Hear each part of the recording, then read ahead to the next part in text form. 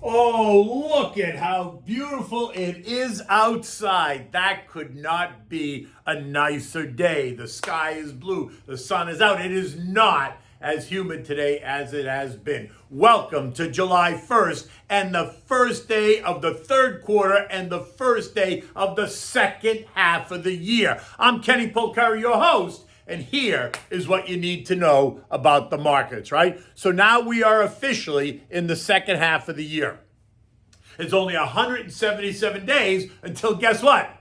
Christmas. Stocks are expected to continue to struggle in the month ahead as earnings season is about to kick off. And treasuries suggesting that the Fed will choke now that the Atlanta GDP report has gone negative for the second quarter.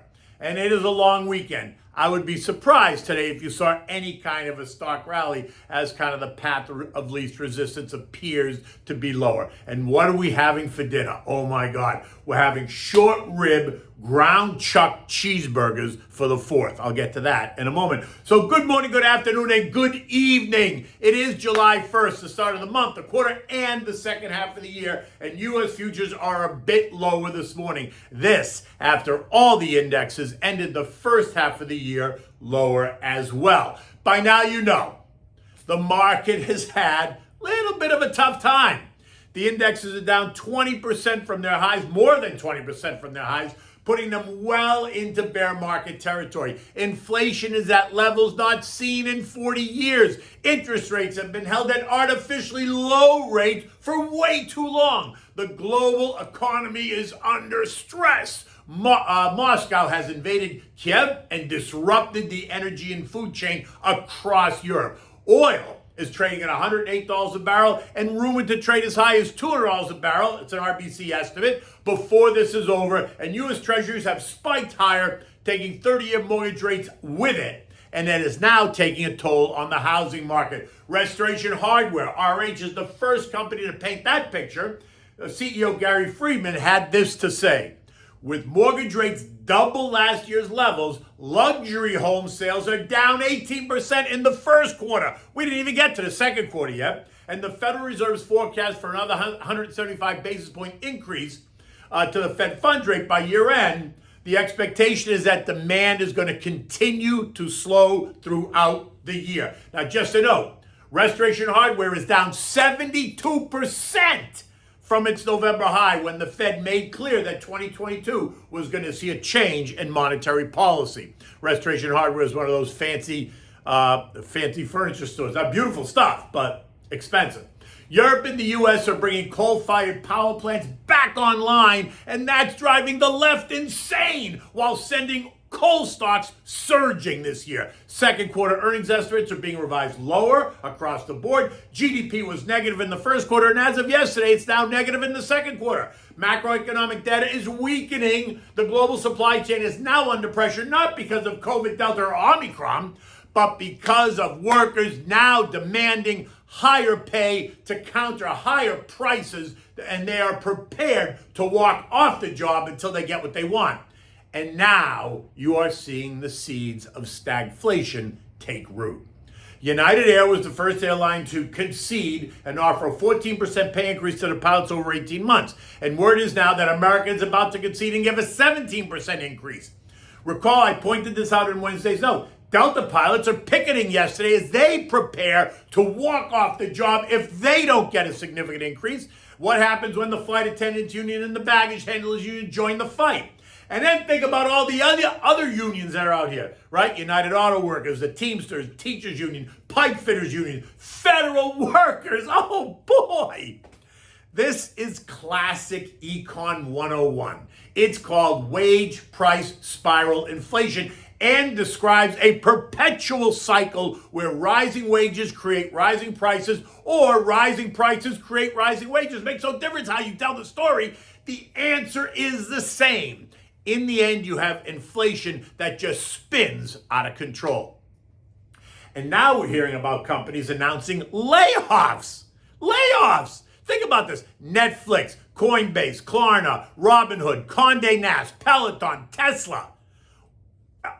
Join a host of others. while others are slowing down the hiring, right? Facebook this morning announcing that they are cutting the 2022 hiring targets for engineers, while also telling the media that they are sure that there are some people that shouldn't be here as they move to clean house. Zucky telling us they are preparing for a leaner second half of the year in what he describes as the worst downturn in recent history. So get ready for the headlines because you know they're coming. Remember, earnings season starts in 2 weeks. The Fed and the other central banks around the world all have their backs against the wall. Investors and consumers holding them responsible for this mess. And while it's clear that something has to change, there are still some people who are singing, "Don't take away the music." Remember that? Tavares, circa 1976. Oh my God, take a look at that video. Do you love the outfits? I mean, look at those outfits. In any event, that's a whole nother story. But, you know, I lived it. I was 15 years old in 1976. Anyway, markets struggled all day yesterday, limping into the close of the quarter. The Dow down 255 points. The S&P down 35. The Nasdaq ended down 150. The Russells lost 12. And the transports gave back 65, leaving investors and traders bruised and beaten up. And if that wasn't enough, guess what else happened? The Atlanta Fed GDP now forecast, which has been being revised lower during the quarter, has now officially gone into negative territory for the second quarter, notching in at negative 1% yesterday. Now, that's not good. But what's even worse is when you combine it with the negative first quarter read of 1.6%, that now gives us 2 consecutive quarters of negative GDP growth, or lack of growth. And what that means is we are now officially in recession. But before you go out and light your hair on fire, understand that the current members of the administration are scrambling to redefine what an official recession is. And suddenly the old definition is not acceptable in the 21st century. You see, 2 consecutive quarters of negative growth is so last century. It's no longer relevant today. I mean, how can it be? The Democrats don't want it to be relevant, so guess what they did? They canceled it. They canceled the very definition the same way they canceled Dr. Seuss. Poof, you're gone. Just like that. No more. That makes no sense anymore. 2 consecutive quarters of negative growth means nothing. And so, don't expect to hear anything about this. Don't expect to hear anyone on the left even acknowledge it. Because if they ignore it, that must mean it isn't happening. Keep the focus on something else, like Trump, because that's going to surely help. Talk about how California Governor Gavin Newsom is giving away $1,000 inflation relief checks to Californians as he attempts to position himself for the 2024 presidential election, taking on the current occupant of 1600 Pennsylvania Avenue. Oh my God, keep the chaos alive. This morning, U.S. futures are lower. Dow futures down 35 points. The S&P down 2. The Nasdaq off 15. The Russell's flat, right? 10-year Treasury prices have surged as investors try to find stability in the safety trade. And this has caused yields to collapse, right? Remember the inverse relationship. This morning, 10-year yields are once again sub 3%. And all that means is that investors are making a bet that the country has now entered a recession, and that's going to cause the Fed to choke and stop raising rates, or at least slow the increment at which it is indicated that it's going to raise rates. I'm not sure about that. Although Fed fund futures are now pricing in a 50 basis point rate cut in 2023, which is very curious. Look, if the Fed changes course now, they might as well just turn off the lights and go home. They're going to lose all credibility.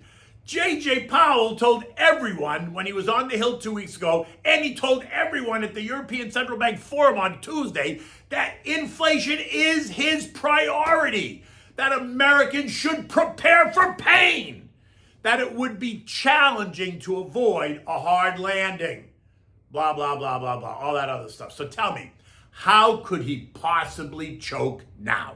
I mean, I guess he could, but Eco data today includes the S&P manufacturing PMI expectation of 52.4, inching ever closer to the neutral line of 50. The ISM manufacturing report is expected to show a reading of 54.5.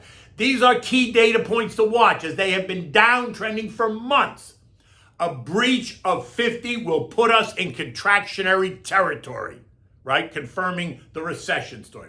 I wouldn't put too much weight, though, into today or even next week's activity. It is the 4th of July. Monday is a holiday. Markets are closed. And for so many, next week is also a big vacation week. We're now in the dog days of summer. Volumes typically retreat, so moves can become exaggerated. Portfolio managers leave good till canceled orders both above and below current market levels to take advantage of any outside swings that might happen as they're enjoying their time with their family in the sun and fun on the beaches, oceans, and lakes across the country. Even the mountains, I guess. I personally love the ocean. European markets are up small. Actually, they're kind of flat now. Eurozone inflation soared to a record high of 8.6%, up from 8.1% last month. Analysts pointing to the ongoing war in Ukraine for driving up food and energy prices and the overall cost of living. The S&P closed last night at 3785. Down 21% in the first 6 months of the year. The path of least resistance is lower. Look for support at S&P 3600. And if we get there and it does not hold, then expect the algos to go into overdrive, sending stocks lower as they try to shake the branches to see who falls out. Look, you as an investor need to stay focused. This is not the time to get rattled. Continue to put money away in your tax advantage accounts, 401k, savings, whatever. You can keep it in cash if you want. If that makes you comfortable, keep it there and be patient. Or you can continue to put it to work, taking advantage of dollar cost averaging, right? I remain cautious, not hysterical, just cautious. Keep the prize in your line of sight. I expect that we will retest 3,600 sooner rather than later, and I suspect it is going to hold. Okay, so what are we having for dinner tonight or this weekend? It's 4th of July. These are short rib ground chuck burgers. Oh my God, they are delicious. You mix the ground chuck meat with the shredded short rib meat, right? It's crazy. It is a bit of work, but if you have the time and you do, it's a long weekend and you really want to impress your guests, here's what you're going to do, right? I'm going to give you got to start with the short rib recipe, which I'm going to give you in a minute. You're going to make a half a dozen ribs, right, the night before. You're going to cool them. You're going to shred the meat off the bone. You're going to mix the cooked short rib meat with the ground chuck to make the burger. Then you're going to form the burger and cook it on the grill. Then you're going to top it with sauteed onions and Monterey Jack and serve it on a butter-toasted brioche bun to complete. It is outstanding. Okay, so here's the short rib recipe just to remind you, right? You're going to need about 6 short ribs, or depending on how many people you're trying to feed, right? You need carrots, celery, onions, garlic, tomato paste, red wine, beef broth, salt, pepper, olive oil.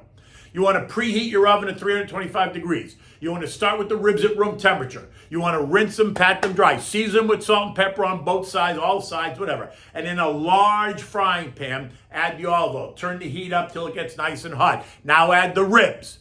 Right? And just turn the heat down just a little bit because you don't want to burn them. You want to add the ribs. You want to brown the ribs on all sides, right? Turn them over, get them nice and crusty and brown. Then place the ribs in a large baking dish, put them on their side, just line them up. Next, chop up, don't mince, chop up the onions, the carrots, the celery, and the garlic. Don't be afraid to use the garlic. It's so delicious. Then you want to just take these uncooked veggies and just put them right on top of the ribs. Now, go back to the frying pan. Add the beef broth, add tomato paste, like a half of that small can if you're only making a half a dozen. And then your favorite red wine. Bring it all to a boil, simmer it till the sauce reduces by half. Once it's done, pour the juice over the ribs in the baking pan. Make sure that you have enough juice so that the ribs are bathing in the juice. Don't cover them, just let them bathe in the juice. Cover it really tight with tin foil. Place it in the oven and bake them, cook them for at least 4 hours. Look, you can cook them for 6 hours. The longer they cook covered, so they steam, they'll get really soft. They get really soft and juicy and tender. Oh my God, they're so delicious. Take them out, let them cool, and then you're gonna shred them with 2 forks, like this, the way you shred them, and then just mix that meat with the ground chuck. Make sure you get 80-20. You want plenty of fat in the ground chuck because that's what gives the burger the flavor. In any event, look, it's going to be a beautiful weekend. I hope you're going to have a beautiful weekend. Happy 4th of July to everybody. Until Tuesday, take good care.